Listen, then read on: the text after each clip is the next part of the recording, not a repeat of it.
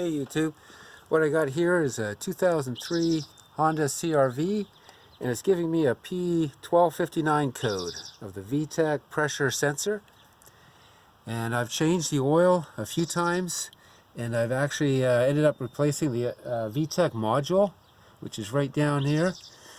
And what I found online is another fix, which I put a video in the link of mine here, is putting in a jumper wire from the VTEC solenoid over to the VTEC pressure sensor. And all I did was I soldered on wire onto the yellow-green wire of the pressure solenoid and connected it to the connector via a nail soldered on the end there to the blue and black wire of the VTEC pressure sensor.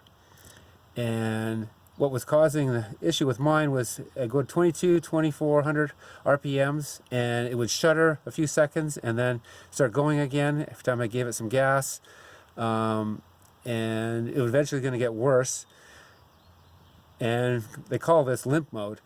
And so by doing this, what happens is the pressure solenoid receives 12 volts from the ECM and it jumps over the wire to the pressure sensor and it receives that 12 volt back. And so this connector for the solenoid actually gets connected back up, but the pressure sensor stays unconnected. And as far as the ECM knows, everything's working fine. And I've had this running for a couple of weeks now and it's running good, no issues, so it's working fine.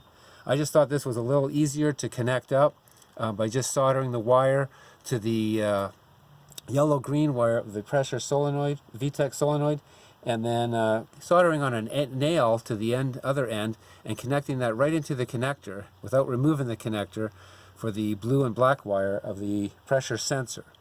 And again, everything's working fine so far. It's been over a couple weeks now.